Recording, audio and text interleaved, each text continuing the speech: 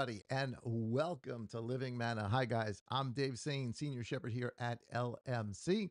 It's Wednesday night. Of course, that means Bible study time for us. I hope everybody has had an awesome week wherever you happen to be watching from tonight. Thank you so much for tuning in. We appreciate that. If this is the first time that you are hanging out with us and you enjoy the content, please give us a like. Even if you've joined us before, please give us a like, a thumbs up. And if you're not subscribed, please do that. You can subscribe, help us out. Get more people on the algorithm, and certainly this gets sent out to more and more people that are like minded. Okay, commercials out of the way, guys. It's Wednesday night. Been looking forward to this. This was actually the Bible study that we were going to do last week, last Wednesday. Of course, as everybody knows, that it was the senseless murder of Charlie Kirk occurred last Wednesday. So we postponed in honor of that, memorial of that. So I'm actually doing last week's Bible study. We're going to do it this week. It may seem a little um, out of sequence, especially if you watched our Shabbat service last week and we talked about being perfect. If you want to be perfect, it was actually meant that this study would come first and then Shabbat service would come and they would complement each other. And they still do. You can still, make the connections between the two. But this was intended to be first, just to sort of get our minds in that direction, and then Saturday. But either way, you guys will get it. I know that you'll get it. This is some interesting stuff. We've been talking, of course, about the way. We've been talking about the Essenes, about the calendar, the Zadoks, all the rest of that. This is, I guess, maybe probably one of the last ones on this. I mean, we can do some actual mechanical stuff on the calendar as the days go forward. But as far as trying to make the case for it at this point, in my mind, the case is made. There's no doubt in my mind of the tremendous, tremendous influence that came from the Qumran that we see in the Gospel of Matthew, Mark, Luke, and John, and also throughout the New Testament. That there was another story that was going on that we weren't fully aware of, but now that the Dead Sea Scrolls have come out, it's giving us a whole other window into the story. It doesn't change the story in that it takes anything away from the story. It adds to the story. It gives it a whole lot more color. Of course, remember the Dead Sea Scrolls are not, I'm not in any way telling anybody that that is our rule of faith. The New Testament is, of course, the Gospels, actually from Genesis all the way to Revelation. That's our rule of faith, but we're going to learn a lot from them that we can absolutely find in the Gospels, and it's not there by accident. It was the only one of the three different major sects. There was more than just three, but the major sects of Judaism, or the Hebrew people of that day, of course, with the Pharisees, the Sadducees, and the Essenes, even of course, though they didn't call themselves that, that's sort of become the name that they are known by. But we're talking about the people of Qumran, the Yahad, the community people. So we're just going to pick up with that for tonight. Tonight's study is called The Way. The Way, obviously, like I said, very, very familiar if you were there at our Shabbat service. And let's open up with a word of prayer and we'll jump right into this. Yah, we love you. We ask that you would give us eyes to see, ears to hear, and hearts that are willing to obey. In the Master's name, amen. Amen. Okay, so here we go. The way. Let me make this a little bit bigger for you guys. And so, really familiar scripture. You guys should absolutely know this. I think it was part of what we talked about on Shabbat as well. This is John chapter 14, the Master's words, the night of his arrest, and of course that next day. This is the night of the Passover. That next day on in the afternoon, of course, he is murdered on the cross. He is put to death on the cross. So here is verse 1 of the Gospel of John, chapter 14, some of the information that the Master shares on that evening. And it says, "Let not your heart be troubled. Believe in Elohim. Believe also in me. In my Father's house are many serving places, mansions, depends on what version you might be listening to, staying places, not serving places, staying places. And if not, I would have told you. I go to prepare a place for you. And if I go and prepare a place for you, I shall come again to receive you to myself. For Where I am, you might be too. And where I go, you know. And here it is, the way you know. And of course, very famous words from Thomas. Thomas says to him, Master, we do not know where you are going, and how are we able to know the way? And of course, the master's response, the master said to him, I am the way, the truth, and the life. No one comes to the Father but through me. And of course, if you were part of our weekend service last week, we talked about what the way is, the way through the tabernacle. But it's there's a bigger meaning to it. Again, that was meant to be part two of it. This is also about the way. There's another part to this concept or the idea of the way. So often, I understand why we have thought this for as long as we have, because you read the words of the master here, and he says that I am the way. And of course, later on in the New Testament accounts, the Book of Acts, you see the people of the way mentioned quite a few different times. And without any other information, the obvious conclusion that just about everybody comes to is that the early believers, they were called the branches, they were called the Netzarim, which makes sense. He is the branch, I'm the vine, you are the branches. That makes absolute sense. But they were also called the way, the people of the way. And most of the time, or and certainly what I was taught in Bible college and going through the education, we were told they were called the people of the way because of this statement, because the master said, I am the way. So they refer to themselves as the people of the way. And I get why we would think that without any other information.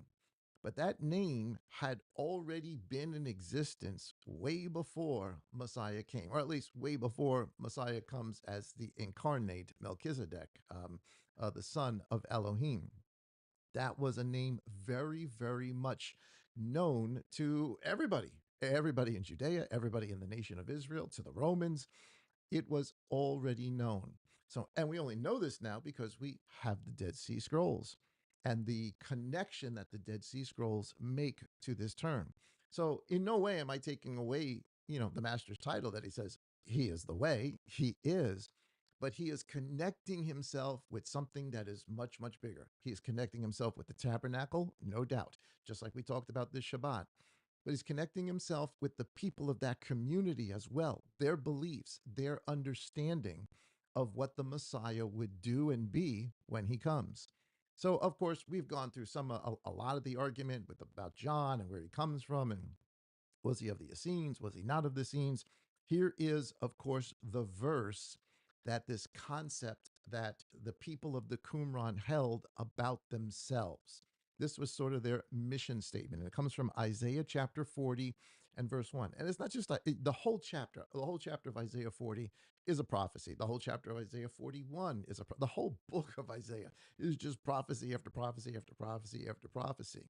And this one in particular is about the comfort that's going to come to Zion, the one that Father is going to send to announce the way, and then the house of Judah is going to see their Elohim. Well, that's the gospel story. That's the way it happened. John came, he baptized in the Jordan, he announced that he's the way. Behold, the Lamb of Elohim who takes away the sin of the world. And who is he? He is Emmanuel. He is Elohim. He is God with us. So here's the verse where this comes from. This is Isaiah chapter 40, verse 1. It's really from verse 1 to verse 3, verse 3, really. That was sort of the mission statement of the Qumran community. So it says the following: Comfort my people, comfort my people, says your Elohim. Speak to the heart of Jerusalem and cry out to her that her hard service is completed, that her troubles are pardoned, and that she has received from the hand of Yah double for all of her sins. The voice of one crying in the wilderness, prepare the way of Yah, and make straight in the desert a highway for our Elohim. Verse 9. I skipped some verses because obviously this is the verse that John quotes about himself. When you get down to verse 9, this prophecy is that comfort is now, Elohim is now going to speak comfort to Jerusalem. Her service is over. What service? We're going to find out. Yes, that's the tabernacle service or the temple service. That time is going to be over. He's going to bring comfort to her. And all of the sins that she has paid for, it's all going to be covered now in the coming one who is the way. But there's going to be someone who's going to announce that the way is coming, and it's going to come from the desert, from the Arabah. We talked about that word, I think, last week or the week before that. So here's verse 3. It says, "The voice of one crying in the wilderness, prepare the way of Yah, make straight in the desert a highway for our Elohim," which is the opening picture that we had up there. That's the desert. That's the Arava. And there's a roadway, a highway. You can't tell it's a roadway by our standards, but it's a roadway, a highway out from the desert, a desert for our Elohim. And then I skip down to verse 9 so you understand this prophecy just keeps going on and on and on. Even though John just quoted this verse as a record of who he is, the whole chapter is a prophecy. The whole few chapters before it, after it, they're all a continuing prophecy.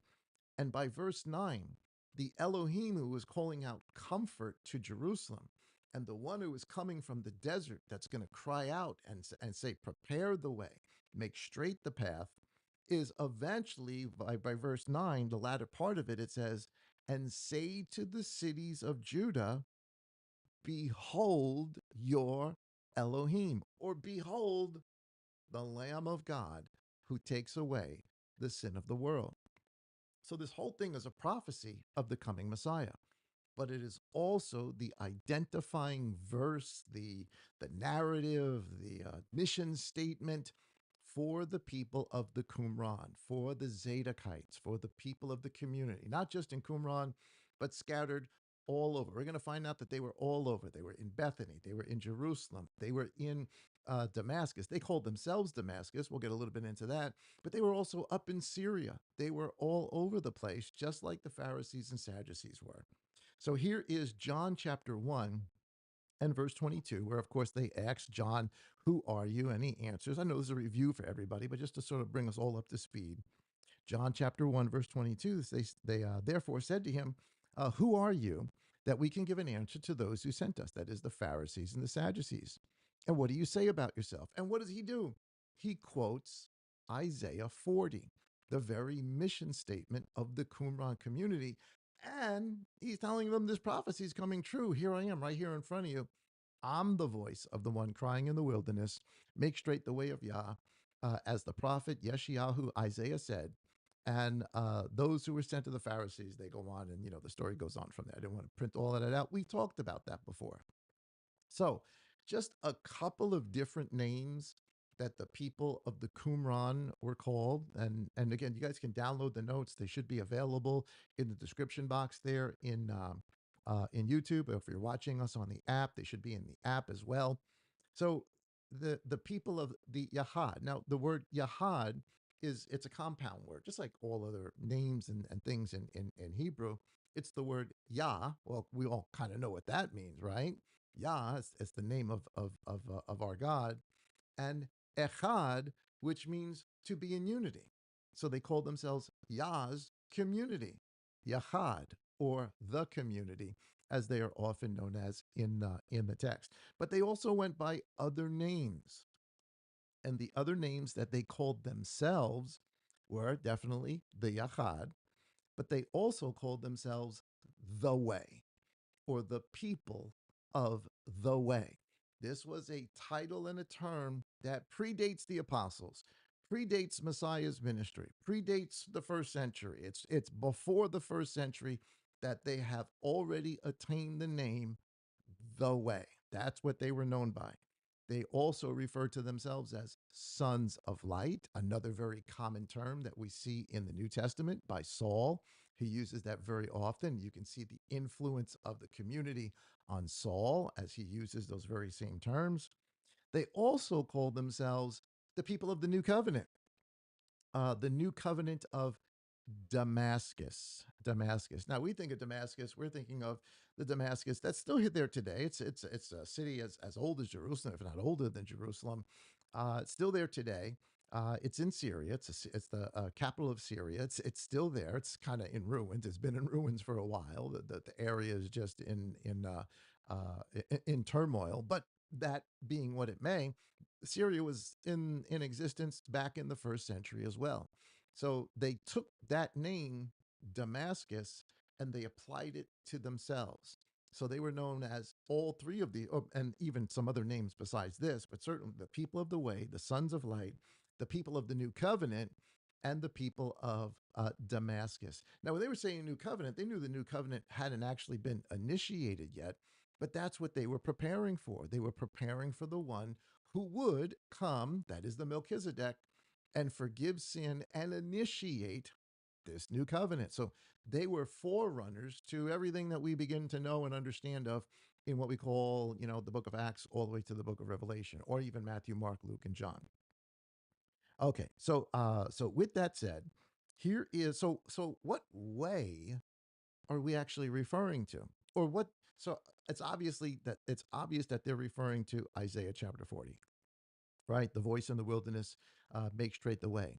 Well, what way are they actually referring to? It's very, very specific. It's not oblique in any way. They were very, very clear as to what the way actually meant. Just as Messiah is very, very clear as to what the way means, and you're going to see that the definitions that they give of what the way means is the exact definition that Messiah gives us as well.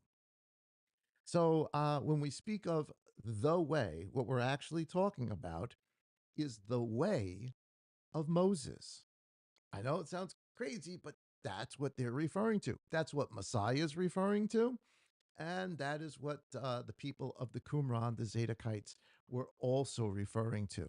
The way given to us by Moses. Now, here is Exodus chapter 32 and verse 7. You guys know the story. I know that you do. We touched a little bit on it this past Shabbat. But of course, the people are taken out of Egypt, right? The whole Passover thing. They go to the Red Sea. They get to the final place where Yah meets them, and they hear the voice coming from the mountain. And what do they hear? Well, they hear the commandments. They hear the 10 words. They hear the commandments. That I am the El that took you out of Egypt. You shall have no other god before me. You cannot worship anything in heaven or on earth. He's a jealous El. You do not worship anything. You do not use his name in vain. You do not lower his name. You do not minimize his name. And certainly you keep the Sabbath. And then you do not murder. You do not lie. You do not steal. You honor your father and your mother. You do not covet. You do not commit adultery. All of those things is what everybody heard coming from the mountain. This becomes the basis of the law, the instruction. Again, by law, we mean instruction, the instruction for conduct, the instruction on how the bride should live, the instruction of morality and ethics that Father is giving to these people. That's going to be the instruction for them for forever, for all of the people of Yah. I know a lot of people would say, no, no, no, things have changed. We're going to deal with that this upcoming Shabbat. I mean, have things changed? Why don't we do certain commandments? Why can't we do certain commandments? Because I'm sure we all get from time to time. Well, if you say you keep all the commandments, why don't you stone your son if he's a really rotten, horrible, terrible guy? Yeah, I'm sure we've all had some sort of question like that thrown at us.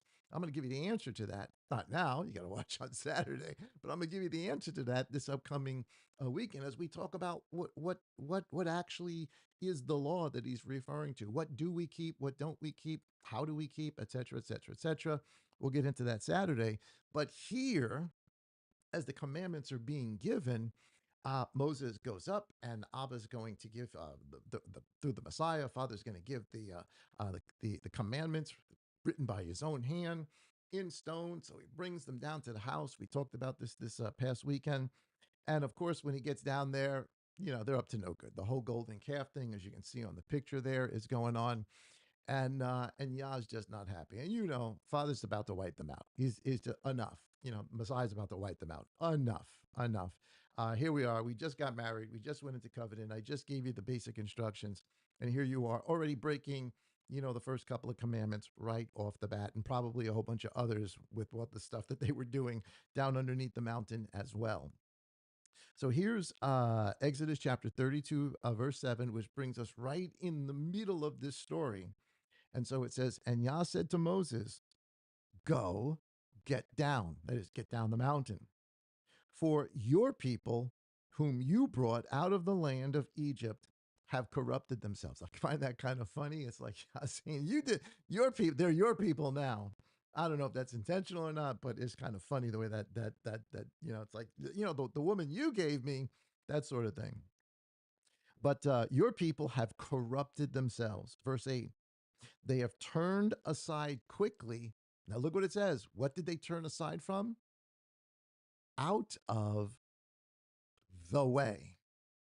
They turned aside out of the way which I commanded them. Now we say it's Messiah comes and says, I am the way. And he absolutely is, but the way was given by Yah through Messiah to Moses. It becomes known as the way, the instruction from Moses, or the way of Moses. We're talking about the commandments, but it's not just that, because here they are, they've broken them already. Of course, he trashes the whole tablets of stone. It says they have made themselves a molded calf and have bowed themselves to it and slaughtered to it and said, this is your mighty one, O Israel, who brought you out of the land of Egypt. Obviously, this is huge. This is big. He's about to wipe them out. No more. We're done with this. I'm going to use you, Moses. You guys know how the story goes. Thankfully, Moses intercedes. But this is a really, really big deal.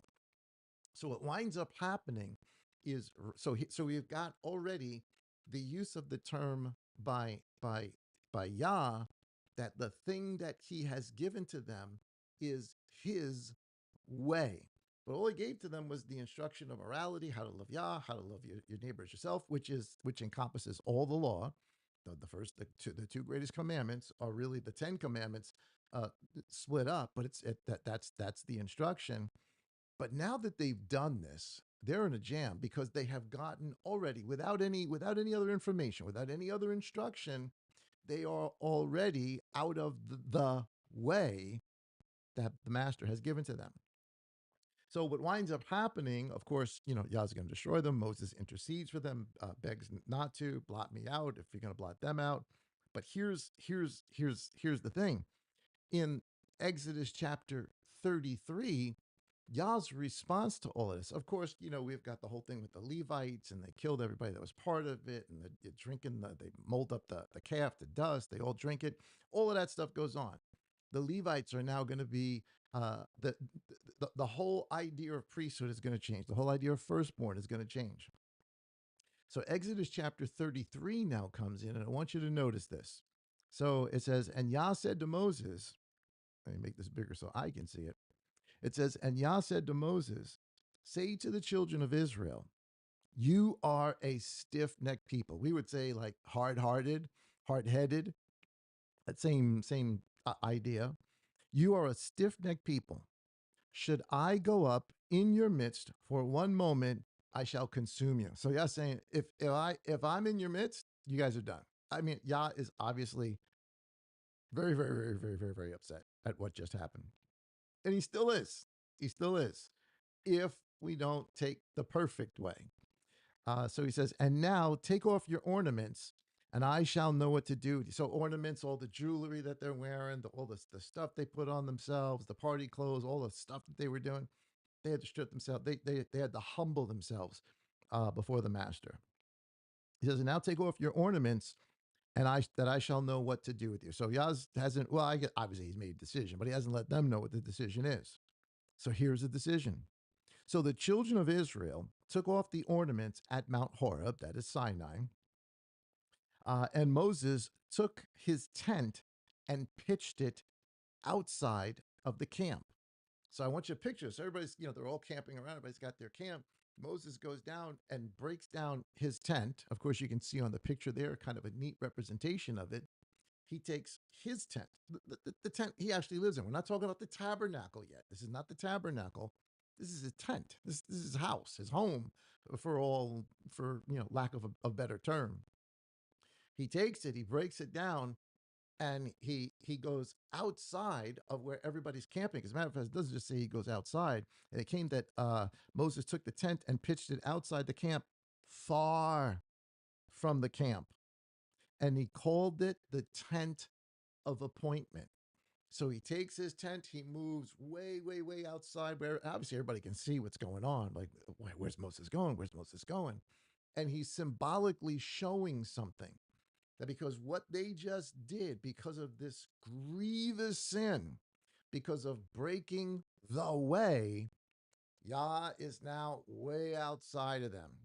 And if they want to come to Yah, they have to go to the tent of appointment. In this particular sense, right now, this is a forerunner of something that's coming.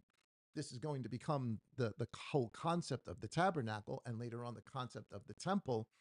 But he's teaching them the second part, or because of their grievous sin, the second part of the way. The way is the instruction, that is, love Yah, love your neighbor as yourself. But because of the grievous sin, here's the other part. So Moses separates himself from them, the tenth of appointment, which was outside the camp. And it says, and it came to be whenever Moses went out to the tent, that all the people rose, and each man stood at his tent door and watched Moses until he entered the tent. And it came to be when Moses entered the tent that the column of cloud descended and stood at the door of the tent, and he spoke with Moses. So I mean, this all of a sudden you start to picture this in your mind. So every time Moses, I'm sure, walks out, everybody's watching him, looking at him, gets to his tent, goes inside, and this pillar just comes right down in front. Yah's there. And he talks with Moses, as it says later on, face to face. And Joshua is there. He's part of this whole thing too. But this is Moses' tent outside of the camp as a result of them breaking the way. But the story's not over, because it winds up that Yah winds up telling Moses, it's time to go, time to pick up, time to leave. And Moses is concerned, if we pick up and we leave, but you don't go with us, then there's no sense in us going. Here's chapter 33, verse 12. And Moses said to Yah, see, you are saying to me, bring up this people, but you have not made known to me whom you would send with me. Though you have said, I know you by name, and you have also found favor in my eyes. And now, please, if I have found favor in you. So Moses doesn't know what to do. He's like, okay, we're going to pick up, we're going to go, but are you going to come with us? We just don't want to go. You got us from Egypt all the way to here. We don't want to go if you're not. In essence, what he's saying is, we don't know the way. And that you're going to see that come out right in the language. He says, I know you by name. This is Yah now speaking to Moses. I know you by name, and you have also found favor in my eyes. And now, please, if I have found favor in your eyes, please show me your way and let me know you, so that I find favor in your eyes and consider that this nation is your people. He's asking, how do we fix this? How are we forgiven? And everything that's going to come after this, which is going to be another set of commandments. Moses is going to come down in glory. He's going to be glowing, like a bright light from spending time in Yah's presence. And of course, you can see on the picture there, he winds up, Yah puts him in the cleft of a rock, and he allows his glory to pass by him. And Moses sees that. Of course, this changes him, physically changes him. But what Moses receives from this point on is all the instruction about the priesthood, about the tabernacle, about the furniture, about the feast days, about all the sacrifices. This is the way, so that the people are not consumed when Yah is in their midst. Because that's what Moses just asked. We can't go without you. Show us the way. Well, he's going to show them the way. All of it, the entire tabernacle, the entire Levitical priesthood, is going to become the way for their sin to be imperfectly, if you remember Saturday's message, whether imperfectly or not, but still covered, but it's imperfectly covered until sometime in the future, until something else happens, until the next part of the story is about to happen. So, verse 18, same chapter. Uh, Moses then says to Yah, "Please show me your glory." I'm skipping just a couple of verses for time's sake. Verse 20 he says, "But he said, you are unable to see my face, for no man does see me and live. In his glorified state, no man sees him and lives." And Yah said, See, there is a place with me, and you shall stand on the rock, and it shall be while my glory passes by that I shall put you in the cleft of the rock and cover you with my hand while I pass by. Then I shall take away my hand, and you shall see my back, but my face shall not be seen. And of course, what an awesome picture there. There he is in the cleft of the rock, and this brilliant white light is just shining all over him. And of course, later on, Moses comes down the mountain and he's glowing like that very light. Another message for another day. So what is he getting here? He's getting the way. The whole reiteration of the Sabbaths and the 6 days, and then the temple, the tabernacle, and the furnace, all of that stuff's coming. All of that stuff's going to be given to him. But it's as a result of the people breaking the way that now this second part of understanding the way needs to come until the perfect comes. This is the imperfect because it's earthly, but the perfect is going to come. All right. So when we say the way, even from a Zadok perspective, from the people of Qumran perspective, the way they're talking about is the way of Moses, the instruction that Moses gave, both the moral teaching and the way through forgiveness. It's imperfect, but from the Zadok perspective, even the way of forgiveness has now become so corrupt because the people who are priests aren't priests, and the people who are teaching aren't teaching. The people who are priests, they're called they just get along to go along. The people who are doing the teaching, they move boundaries. That's the Pharisees. They move boundaries. The Sadducees just get along to go along. They're Hellenists. They want the whole secular world. They don't believe in anything. The whole way has now been corrupted.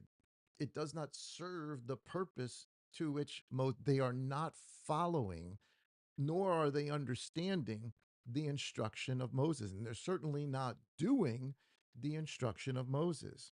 This is the reason for the establishment of the community, to prepare the way, to understand, to try to understand through revelation via the Holy Spirit, which is not a Pharisee thing, not a Sadducee thing, but through revelation of the Holy Spirit, what Moses' way actually means.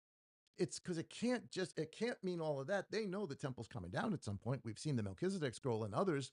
They know it's coming down, but there's a way. They want to understand what Moses really meant. They want to live what Moses really intended, not what's going on in Jerusalem, not what's going on with the Pharisees, and not what's going on, of course, with the Sadducees. So this picture here becomes the way. Just like they had to go outside of the camp in order to go to the tent to approach Yah, now they have to go through one gate into the gate to the altar, from the altar with a priesthood, to get to the laver, to get into the holy place, to get to the menorah, to get to the bread, and to get to the priest, to get behind the altar of incense, behind the veil, into where the Holy of Holies is. So offering can be made so that for at least a year, their sins can be covered over and over and over and over again, imperfectly by a shadow and a type, until that which is perfect does come. And of course, the thing that is the way. So if this is the way of Moses, that's why Messiah says, I am the way. He is the door, as we went over. He is the lamb that's on the altar. He is the water, the one who gives the water. He is in the holy place, the menorah, the light. He is the bread. He is the altar of incense that lifts up the priestly prayer. And of course, he is the veil. His body is torn, and he's the one that goes into that holy of holies to see the ark, to see the presence, the mercy seat of Father. That's the way. So that's what this is a type of. This is the way.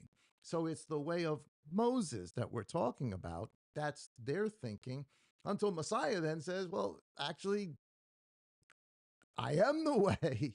This is all about me. This is not inconsistent with the way the Zadok priests were thinking about it, with the way the Qumran community was thinking about it, but it is in total opposition to the way the Pharisees, the scribes, and the Sadducees were thinking about it. Now, remember, this is still an imperfect way, right? It doesn't. This really doesn't forgive their sin. It doesn't take away their sin, the guilt of their sin. It covers it. It covers it for a time. All right. So let's take a look at some stuff right out of the Dead Sea Scrolls to just give us. So did they call themselves the way? Because that I mean that's the if we can establish that as fact, and it is, I mean it's been established over and over and over again. And I'm only going to give you a couple of verses. There's so many of them where they call themselves the way, where they call what they're doing the way, to prepare the way. And this is what they're thinking. And what I love in these particular Qumran scroll parchments that we're going to read is they actually define. I mean, they clearly define for us what the way actually means. So here is this is from the Community Scroll 4Q266. If you guys have your um, uh, Dead Sea Scrolls book, you guys can look this up right in your Dead Sea Scrolls book. It's page 51 if you want to look it up in your book, or you can just read along with me right on the screen there. And I'm starting at verse 15. So that, I'm going right into this. I want to show you just a couple of excuse me, not verse 15, verse 5. So I'm skipping some things. Don't forget, it's a parchment, so there's little pieces that are missing. So in on page 51, 4Q266, it says, "In the offering," and then the scroll fragment's broken. "In the offering, blah blah blah blah blah blah." We got no idea what he's saying. "And they did not obey." So he's talking about the offerings, right? So we can extrapolate a little bit. He's talking about the offerings. Something's going on with the offerings. Whatever they're referring to here, something's not right with the offerings. Why? Blah blah blah blah blah blah. Dot dot dot. "And they did not obey the voice of Moses." Okay, even though we got little pieces missing, you can look at that and say, okay, I at least we got the gist of what's being. So they didn't obey Moses. There's an issue with the offerings, which we can just go right to Isaiah. We can see the same thing. It's not new. Jeremiah, we can see the same thing. It's not Malachi. We can see the same thing. So not a new concept. Had been happening. So they didn't obey the voice of Moses. Blah blah blah. Piece of the scrolls missing. They went about. So he's talking about the Pharisees and the Sadducees in particular, but the Sadducees and the Pharisees. Remember, the Sadducees are the ones who go along to get along, and the Pharisees are the ones who move borders. And he has a couple other names for them, like snakes and vipers and stuff like that. But just basically, so what is he saying about them? They, that is the people, the Sadducees and the Pharisees, they went about spreading lies about his law, and from God's covenant they strayed. They strayed from the way because they did not obey the voice of Moses. That's what it's telling us. So here's verse 6. So pieces are missing, dot, dot, dot. It says, and so it's talking about what's going to happen to those who do this. And then it says, "But for those who seek his commandments," so we can extrapolate that he's telling us, well, this is what's going to happen to them. But then he tells us, even though the parchment seems to be missing, it just seems logical to say, "For the favor of those who seek his commandments and those who live blameless." And here it is. I got it highlighted, guys. I want you to notice that. I'm going to underline it here. Actually, probably it's a terrible color. Um, I'll use green. I'm just going to circle it right here. Can you see that? For those who seek his commandments and to those who live blamelessly, what? In the proper way. He uncovered their eyes to the hidden things. So he's talking about the reason for their existence, what the teacher of righteousness has done. But you're going to find out that these are the things Messiah did as well. Messiah certainly comes to them and they don't obey Moses' voice. They have strayed from the covenant. They have strayed from the proper way. And Messiah comes to do what? To uncover their eyes to the hidden things and open their ears that they might hear deep things and understand the future events before they happen to them. So he's talking about what happened to the people of the community, but this is prophecy of also what Messiah is going to come and do, because Messiah does exactly that. Matthew 13, to you it is given to know the mysteries, that your eyes would be open, that your ears would be open, that your heart would be willing. But to them it is not given to know the mysteries. So he's doing exactly that. He's doing Messiah comes and does exactly what these scrolls say is going to happen concerning the proper way. So here's same scroll, Q266. This is column 1. It says, verse 13. They are the ones, so a little bit different portion, but he's still talking about these same people, the Pharisees and the Sadducees. They are the ones who depart from, here it is again, the proper way. This is 4Q267, a different scroll. This is verse 5, the second part of it, because I just want to show you what's going to happen. It says, so he's telling us about, the blessing that's going to come for those that keep it. But strength and great wrath in flames of fire with all the angels of destruction shall come against all who rebel against, here it is again, the proper way, and who despise the law. And the yellow there is me. That's PD. Everything you see in yellow is always me. The Torah. He's talking about the Torah. So we say Torah as a general term, we mean the entire instruction. But there's really two aspects to the Torah. There's the aspect of, love Yah and love your neighbor, everything that was given to them before the golden calf, and then there's everything that's given to them after that that describes this imperfect way for Yah to be in their midst without destroying them until the perfect way comes. Both of them are instruction. We can refer to both of them as Torah, but we're going to find out that when Messiah does come, there is a change of the law. There is a change of the Torah. And so what most of the time we think is, well, that's it. We don't have to do any of that stuff anymore. But that's not what it's talking about. It's talking about the imperfect way, that there's a change of that's been given, not the moral ethical stuff that got you into this mess. That's eternal. That's written in the heavens. That's forever and ever. We'll get more into that this upcoming weekend. So here it is. So so this is the next one right here, guys. I'm here so you guys can see 1QS, and this is column 18. This is page 129 in your Dead Sea Scroll books. This is verse 12, the latter part of verse 12b, whatever's missing. It says, when such men as these come to be in Israel. Now he's talking about the Zadok priests. He's talking about people who do love the truth, who go to the community, become part of the Yahad. He says, when such men as these come to be in Israel, conforming to these doctrines, they shall separate from the session of perverse men to go to the wilderness. They're telling their own story. They're telling us what happened. This is in the community scroll. This is in a couple of different places. They're telling us what happened. They had to separate themselves from Judah. They had to separate themselves from they got kicked out of the priesthood. They had to separate themselves from the people. They went to Egypt, and then finally they went out to the wilderness, and they separated themselves because they knew Messiah was coming. And so this is what they're telling us. So when such men, meaning the Zadok priests and all the Qumran community that comes with them, come to be in Israel, conforming to these doctrines, they shall separate from the session of perverse men, that's in Judah, Pharisees and Sadducees, to do what? To go into the wilderness, the Arabah. They know they're going to fulfill Isaiah chapter 40. At least that's their thinking. There to prepare, here it is, the way.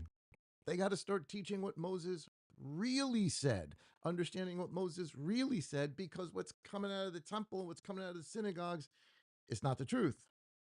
They have changed Yah's word, making it void, which is exactly what Messiah tells us that they did.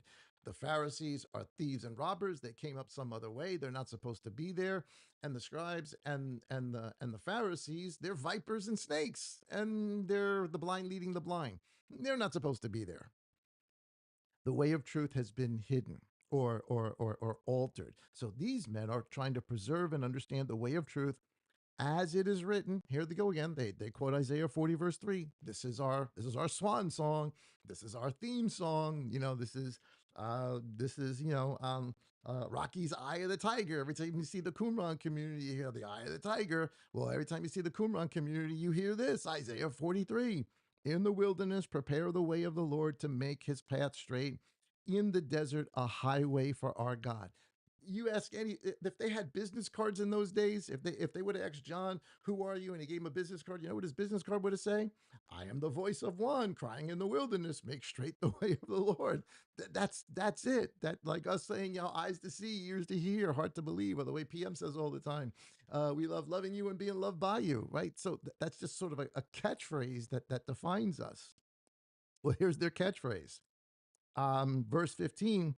So now they tell us. So here it is. Here it is, guys. Here is their definition from their own words to tell us how they viewed themselves. And not just them, but how all the people who looked at them viewed them and what they called them. Yes, they called them Essenes, but this is their name. This is who they are. And look at what they say. I'm right here in red, so you guys can see. It says, this means, they're telling us what this means.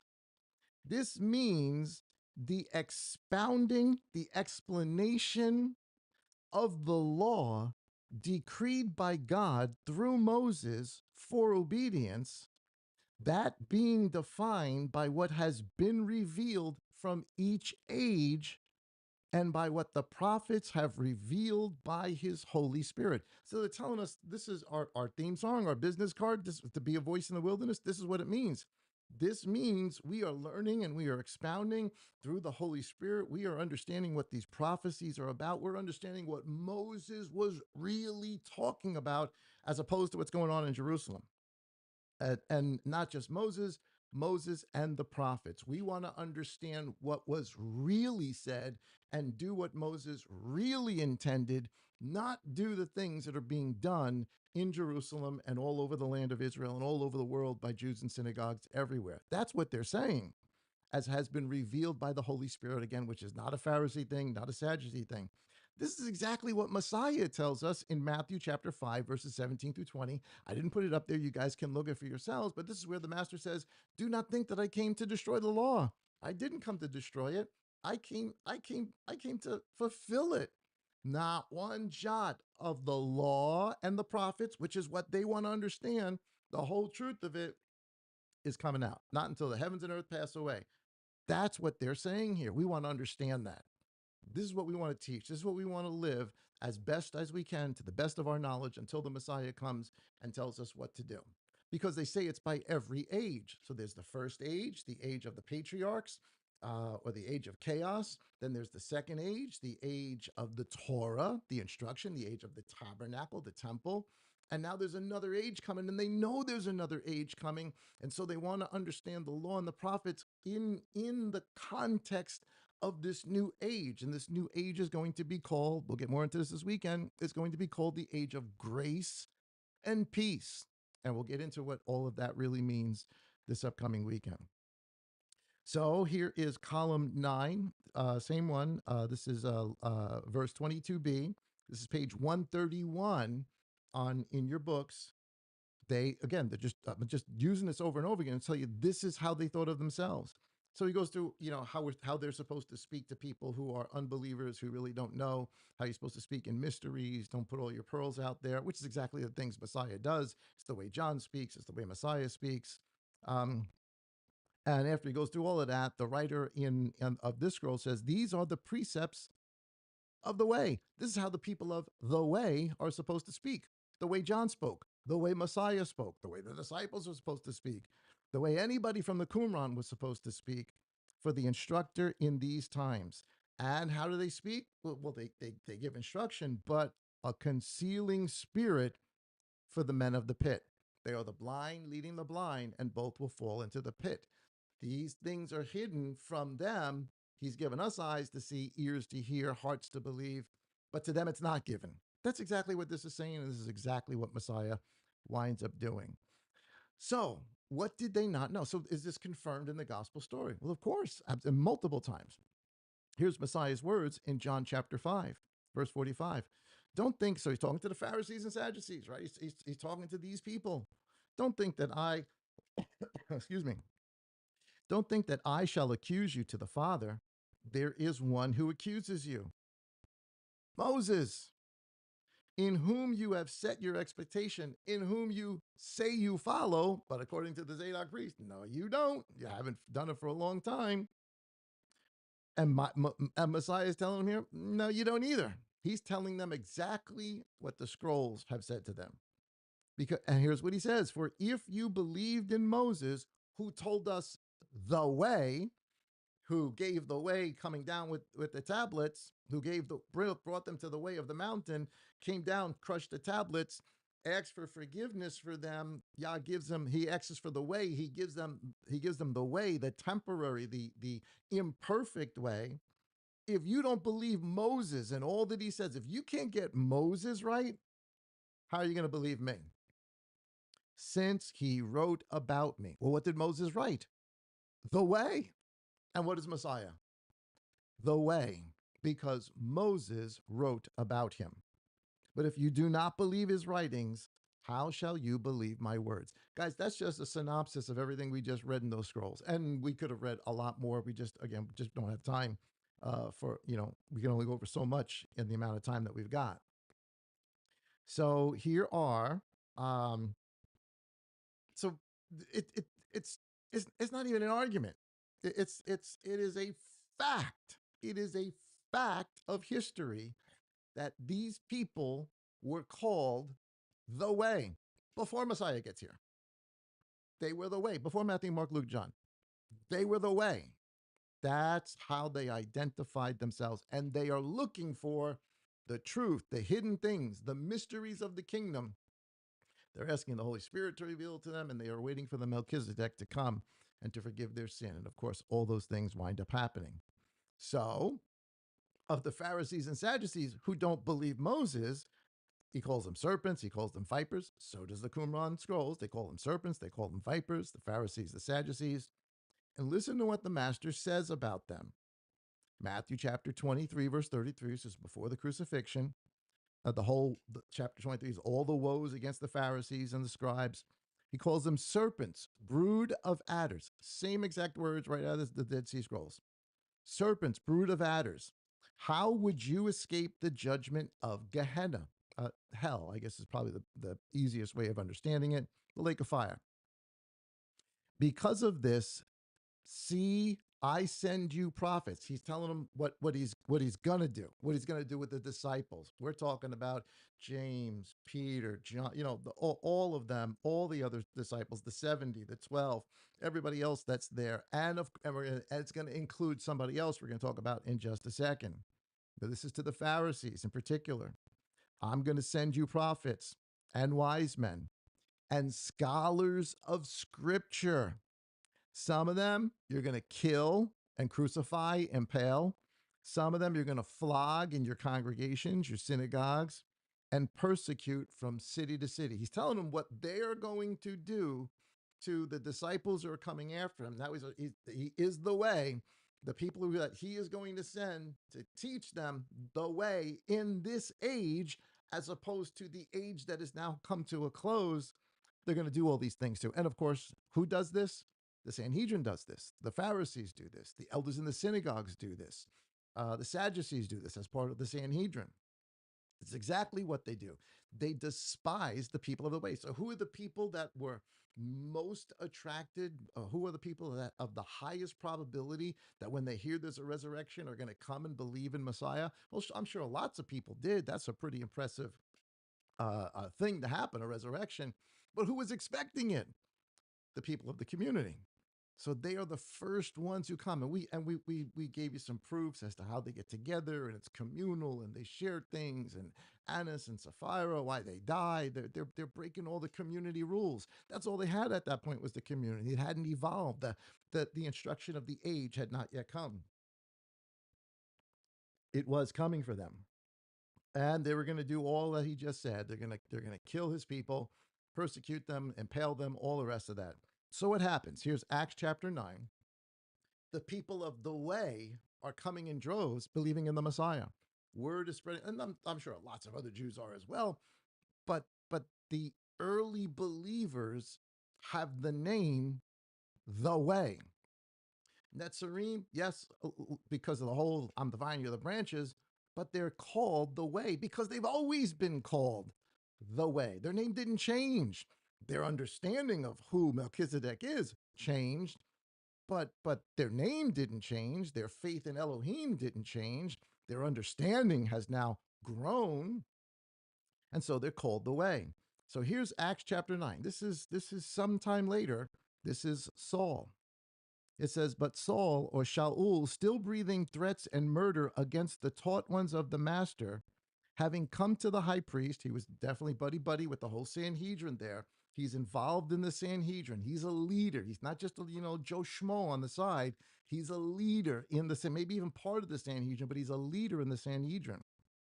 He comes from the greatest pedigree of Pharisees there is. He goes to the high priest. You don't just go to the high priest if you're nobody. He goes to the high priest, asked from him letters to the congregations in Damascus, so that if he found any who were of the way, whether men or women, he might bring them bound to Jerusalem. So now they're hunting down the people of the way.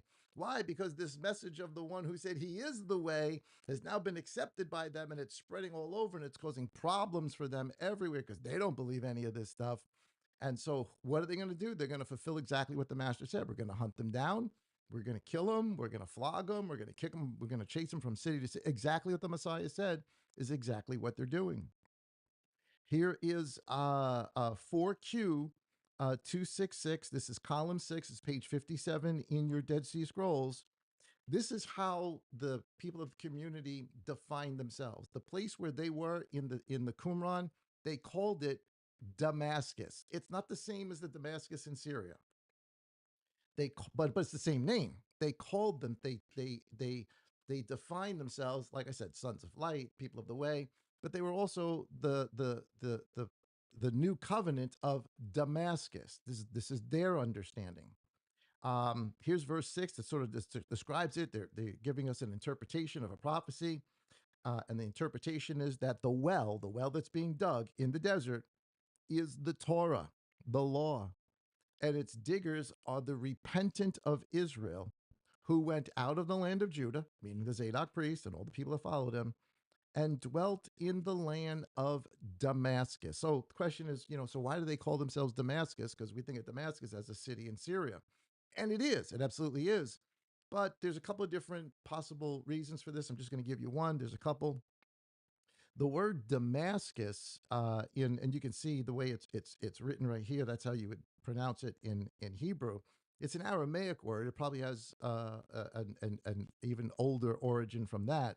But in the Hebrew, it could mean well watered land. Now think of the irony here for a second. Where are they going? To the desert, where there's not what? Well, it's not I mean, the Jordan River's out there. At some point, the Jordan River's there, but it's a desert.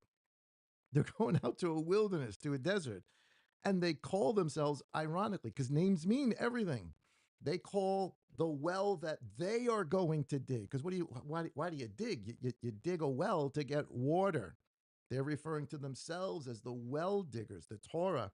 They say it right here. The well is the Torah, and its diggers are the repentant of Israel who went out into the land, the Zadok priests and all who followed them, to the land that would become well watered. I think that's why, that's at least a possible reason why they called themselves Damascus. So it's kind of interesting that in Acts chapter 9, when Saul goes out to go get the people, now this is some years after Messiah, that they're sending out their, the gospel's already sort of going on. The people of the community are all over the place, and the persecution of the way, Saul goes to Damascus, not in the Qumran. At least it doesn't seem. I mean, people said, I've heard some people say it might be the people of the Qumran. No, it seems like it's actually Syria that he's going to. But it's the connection of the name that's important, because names are important. No name is there insignificantly. And where is he going to get the people of the way? In Damascus. And of course, that's where, of course, he sees the Messiah, gets knocked off his horse, he's blinded, and he has his own conversion thing. So, is there is there any water in the theory that they name themselves Damascus, even to be ironic that even though it's a dry place, it's a desert, that they're digging a well, they're looking for water, for living water, right? Messiah's there at the well. Give me water. I'll give you rivers of living water. Well, Isaiah 40 is a prophecy, but so is Isaiah 41. It's the same prophecy, just a continuation of it. And look what it says in Isaiah chapter 41 and verse 7. It says, when the poor and needy seek water, and there is none, and their tongues have failed for thirst. Well, if the water is the Torah, that like the people of the Qumran are saying, what are they actually thirsting for or hungry for, right? What's the famine for, the thirsting for? It's not for food, it's not for water, it's not for bread, it's for the word of Yah. Well, it's not coming out of Jerusalem, and it's not coming out of any of the cities of Israel, any of the synagogues of Israel, as they have said, and as Messiah has said himself. So when the poor and needy seek water, and there is none, and their tongues have failed for thirst, I, Yah, do answer them. I, the Elohim of Israel, do not forsake them. I open rivers on bare hills and fountains in the midst of valleys. I make a wilderness. That word is Arava. I make the desert become a pool of water, and dry lands springs of water, or Damascus. So, that's a possibility, a strong one, I think, as to why they are thinking of themselves. But Saul does go to Damascus, but I think it's the Damascus in Syria, because it talks about the city that's straight, and there are lots of other unbelievers there. And of course, Ananias comes and prays for him. And then Saul, who was a Pharisaical trained Jew, a doctor of the scripture. What does it say here? I will send you scholars of the scripture. Well, that's who Saul is. And now he understands who Messiah is. So he goes from being a Pharisee to now preaching the same information that the people of the way have been teaching.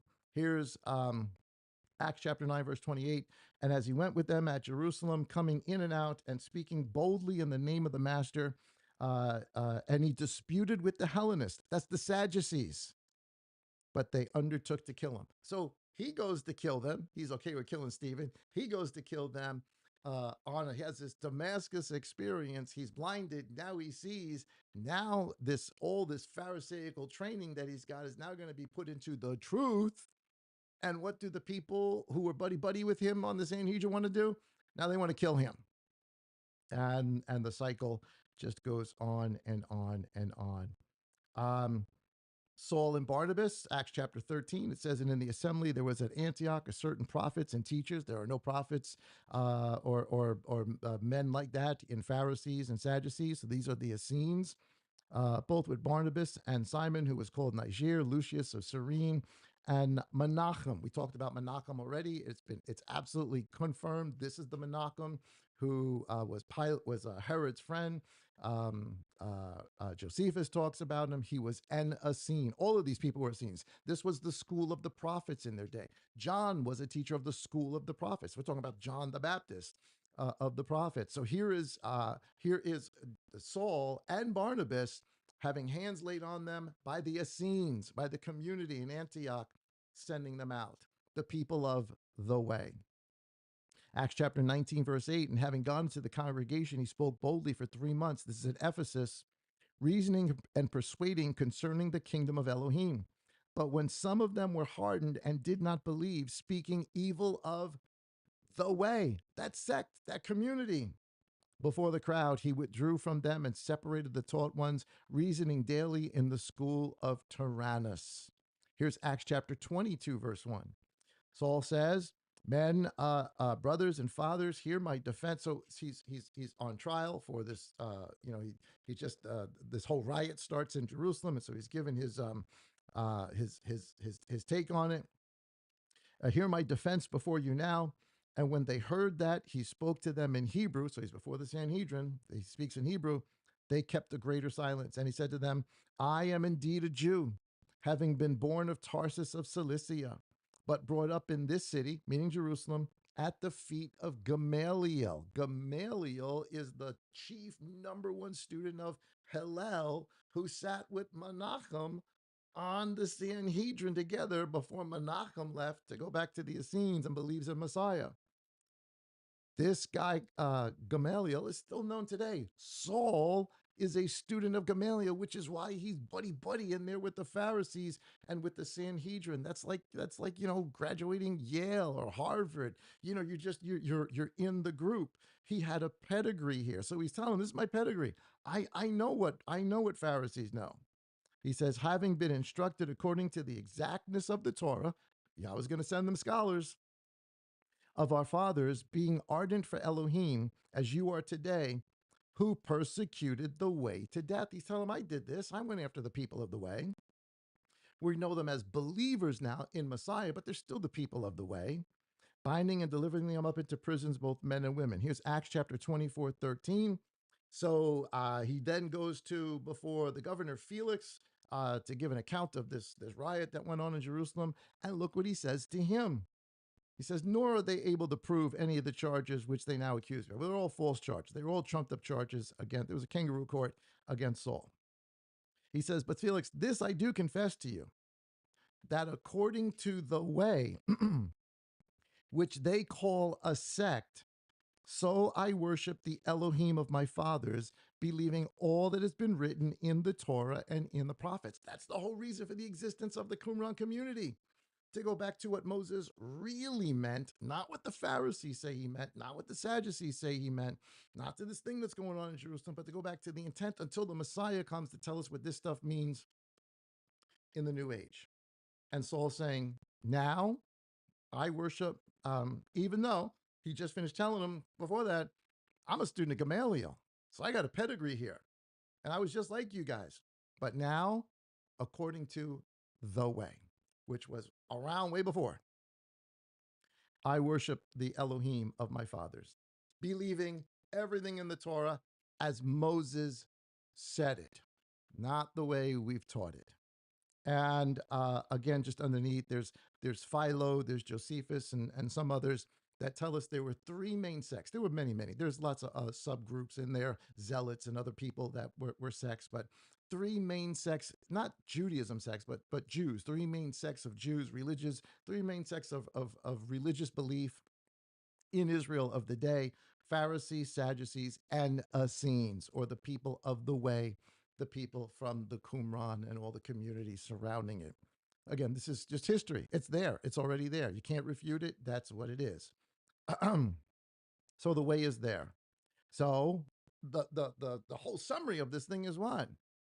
Is there evidence of the influence of the Qumran community? Yes, everywhere. Everywhere. Now we know it. Now we can see it. And is it consistent with the story of the gospel? Yes, almost verbatim for the things that Messiah does. He hides what needs to be hidden from the people who go to the pit. He gives eyes and ears and hearts that are open for those who want to know, and tells them things of the future. The kingdom of heaven is like dot dot dot dot dot dot. The kingdom of heaven is like dot dot dot dot dot dot. At the end of the kingdom of heaven, the end of the age, the angels are going to come dot dot dot dot dot dot. He tells them future things, which is exactly what it says in the scrolls that would happen to them. And of course, it happens just that way. And of course, now we see Saul is right in the middle of it. Now, at some point, the name Christian is going to take precedence, especially amongst the Gentile believers who are growing in number. It's going to take precedence over the name of the way. Why? I don't know. My guess is, this is just me. This is just my guess. It's just PD. It doesn't mean anything. That, and probably like $5 will get you a cup of coffee today. But my theory is that the move from that Hebrew based thinking to more Gentile thinking at some point just became prevalent, and they sort of separated themselves from our Hebraic roots. Now we all have thought our Hebraic roots are Pharisees and Sadducees. They're not. Our Hebraic roots are the people who were waiting for Messiah, who believed in the way, who believed in the coming new covenant, and wanted to do what Moses actually said. And then when they see the prophecies of all that he said coming true in this one called the way, they believed them and they followed him. people say, oh, the people of the way, they sort of just disappeared. The people of the Qumran, they just disappeared after a while. No, they knew Rome was coming. They buried all the scrolls in the caves and they got out of there. So they didn't just disappear. They're us, or we're them. We're their spiritual descendants 2,000 years later. And what are we doing? We're reading their books. We're reading their same books. Okay, so here is last verse for today. So how does Saul, the one who is now part of the way, what does he wind up doing? He writes the book of Hebrews to the Sadducees, to the priest, and he tells them, Hebrews chapter 10, verse 17, and their sins and their lawlessness I shall remember no more. He's talking about the coming Melchizedek, which is right out of the Dead Sea Scrolls. Where there is forgiveness of these, there is no longer slaughter offering for sin. So, brothers, having boldness to enter into the set apart place by the blood of the Master, by a new and living way, not the tabernacle that Moses set up. We needed to understand that to understand this. But now Messiah has come for this new age. Just like they said, we need to understand the Torah and the prophets for each age, for the age of chaos, for the age of Torah, and now for the age of peace and grace. And now by a new and living way, same pattern, one door, one sacrifice, water, light, bread, veil, altar of incense, Ark of the Covenant. By a new and living way, which he instituted for us through the veil, that is his own flesh, and he has become a high priest over the house of Elohim. This is the story of the way, the new and living way. We'll stop right here for tonight, guys. I hope that was interesting for you. Hope it filled in a couple little gaps for you. I know it makes more sense now when you think about what we talked about on Saturday. Hopefully, you can put the whole thing together. We're going to get more into this, or really the next step of this, this upcoming Shabbat. Hope that you join us for that. Don't forget, feast days are coming up. We are going to be getting together on that Wednesday for trumpets. Originally we weren't, but it's a high holy day. I don't know what we were thinking. It's a high holy day, so we're going to get together. We're going to do a live Bible study at LMC, our actual building. I think we've already made the adjustments to the calendar so that you guys know about it. Hopefully we'll see you there. It'll be in the evening. I think probably around 6:37, something like that. You can check the calendar. It'll be out. We'll definitely have some definite times to you on Friday with Brother Max. But aside from that, the calendar's out there. Check it out. You know the dates. Do what you got to do to get those dates done. There's high Sabbaths there. There's regular Sabbaths and all the dates that we'll be getting together. We've got lots of stuff coming up really, really soon. Of course, our water baptism, not this weekend, the following. We're looking forward to that. So lots and lots of stuff happening. Guys, have an awesome, awesome rest of the evening. Thank you so much for joining me tonight. Shalom, everybody.